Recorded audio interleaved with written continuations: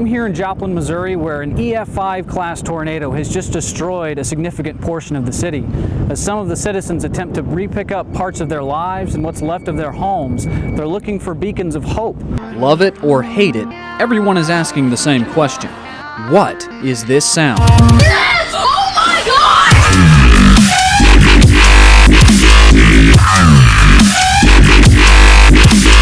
Dubstep. Now, the University of Arkansas's proposed plan will actually extend Lafayette Street all the way through Arkansas. It will take out all of this parking and may end up causing some extra strain on an historic bridge a little ways down the road.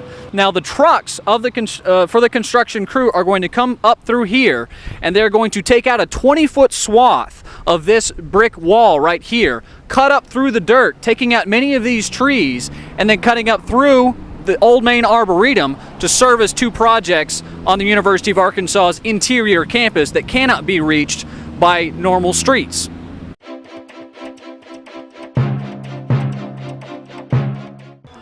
Love it or hate it, everyone is asking the same question. What is this sound? Yes! Oh my God!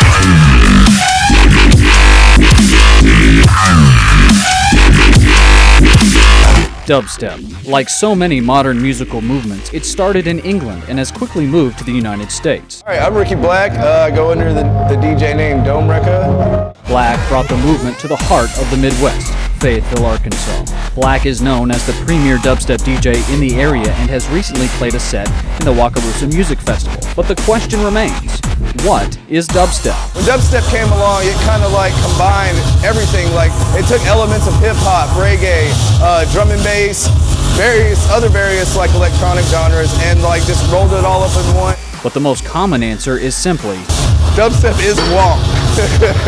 From YouTube to the biggest clubs in New York, the popularity of this new sound is evident. Even on a Wednesday in the middle of summer, local Club Fix can pack the house when the headline is dubstep. But is it the sound that defines a generation, or simply just a fad? I think everybody as a whole, as a collective, like in the dubstep community, is going to be the future of dubstep. And as long as they remain together, then dubstep has a future. If they start to fall apart, then so does dubstep. For UATV, I'm TJ Carpenter.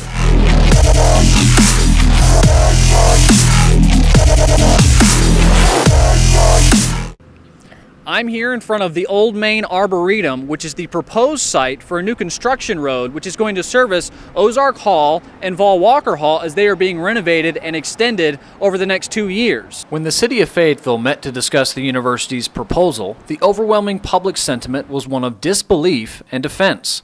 In fact, the announcement has sparked a number of protests of the university's plan.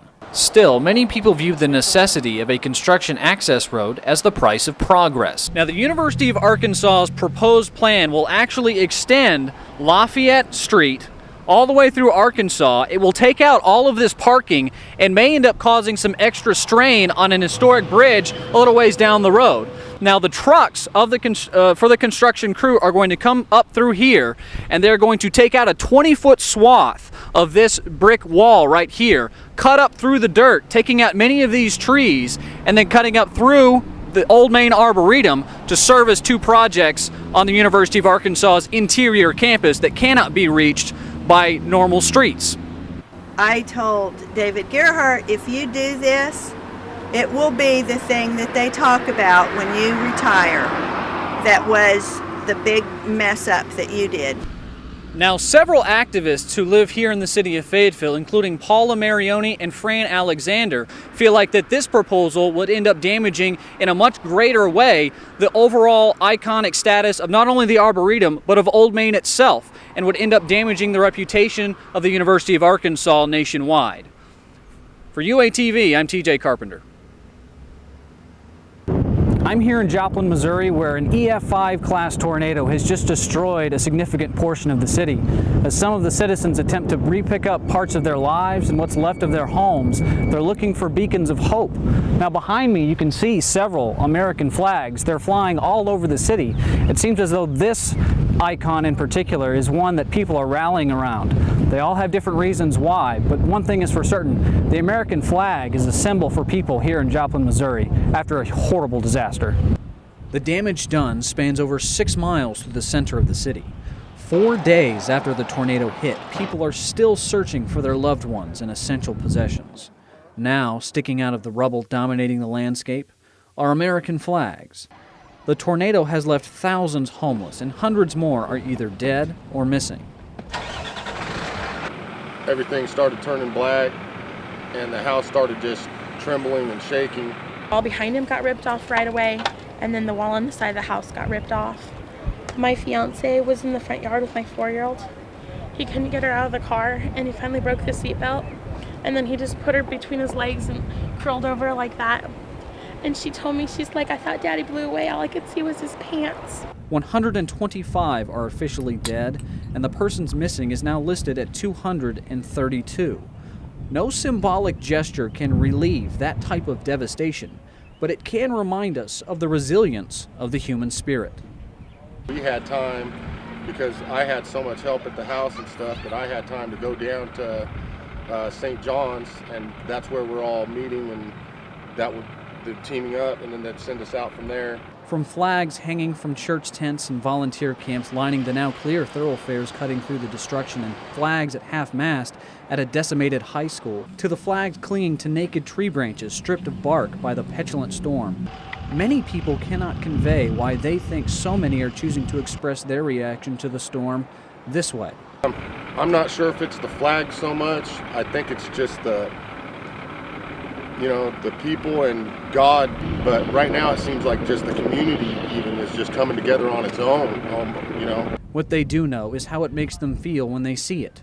Whether it be patriotism or community, solidarity or hope, it is certain the people view the flags as a sign the city of Joplin cannot be defeated and will not be defeated by even the fiercest of storms. Now, nobody can really describe with words what has happened here in Joplin.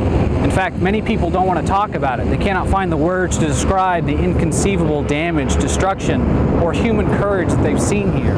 What they can do is speak through their actions, and one of the things that many people have found comforting is flying an American flag or talking about God and how He has been able to get them through this. Religion, politics, all go by the wayside. Community is what's here important in Joplin, Missouri. For UATV, I'm TJ Carpenter.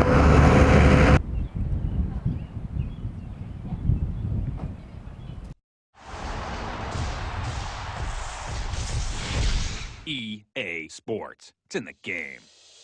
EA Sports is about to release the most recent edition of their NCAA franchise, one of their most successful, but it's also one of their most controversial. The question is why? This is college football. It's tradition, pageantry, and intensity.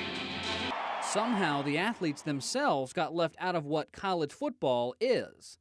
That's because the NCAA is prohibited from profiting off of the likeness of its athletes, as are the athletes themselves.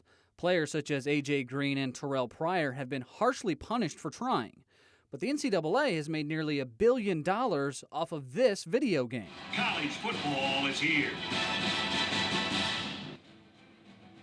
EA Sports prides itself on making the gaming experience as realistic as possible. But is it ethical? The double standard has been mocked by football writers, many fans, and even South Park. Now, when we sell their likeness for video games, how do we get around paying for our student athletes then? The video gaming company and the NCAA itself have been the subject of a number of million-dollar lawsuits, including one from a former group of players led by former Nebraska quarterback Sam Keller.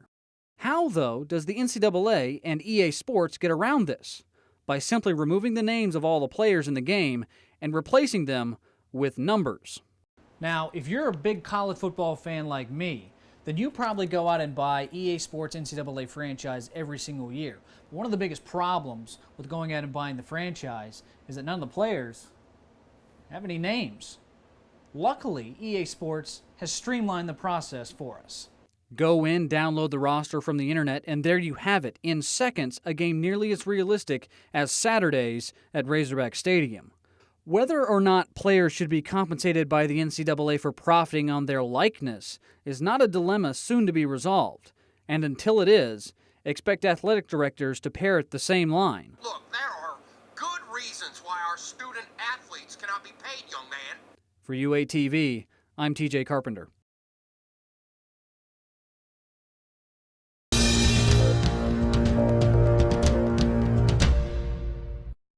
I'm here in Fayetteville, Arkansas for the Walmart Shareholders Convention outside what is being affectionately referred to as the world's smallest Walmart. Now, a lot of the shareholders from across the country and the world have been coming in to see the new Walmart, the new style. It's a very different look to a very familiar feel for a lot of these people who have been with Walmart for as many as 16, 20, 25 years for some of them. Now, everybody has a different take on what the new Walmart presents to people and what it can do for communities. This Walmart has a much more localized feel for a smaller, localized community, much like the University of Arkansas.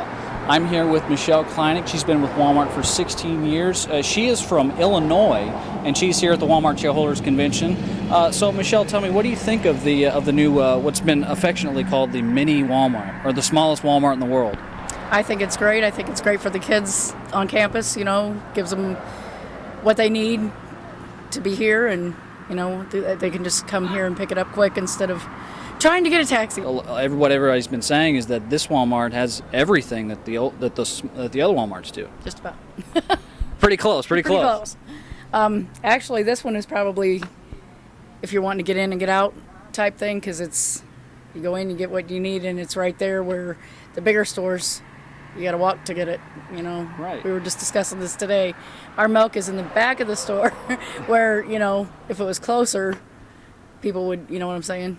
Because a lot of people just want to go get it and get out. So do you think that this Walmart is really just sort of tailored towards college kids, or do you think it could be used really anywhere? It doesn't matter what the area looks like, urban, rural, it could be used pretty much anywhere. I think so. Because it's a small enough store that, like I said, if you're in a hurry, you can run in, get what you need, and get out, Now, if you want to just leisurely shop, the bigger stores are great, but this is great for running in and getting what you need and coming out. How do you think working at a Walmart this size would be different from working in the Walmarts that you're used to working in? Wow. I'm not sure. I think it'd be a lot more personable, maybe. You get know your customers, especially the ones that would come in all the time. You know them a lot better, I think. And I don't know, I think it'd just be a lot more personable, maybe. All right, well, Michelle, thank you very much for talking with me today.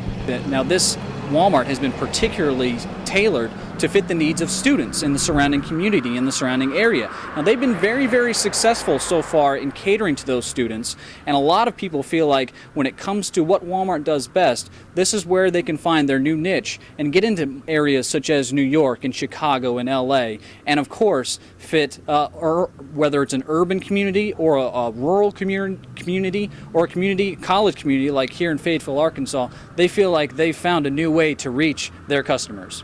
For UATV, I'm TJ Carpenter. As Sons of Four wrap up their evening, I was just informed that they've already raised over $500 for the event. Now they still have $18,000 to raise in order to buy the special needs animal. Now the second band, 100 Proof, is about to go on, and they're going to hopefully raise a little bit more money. They still have a long ways to go. For UATV, I'm TJ Carpenter.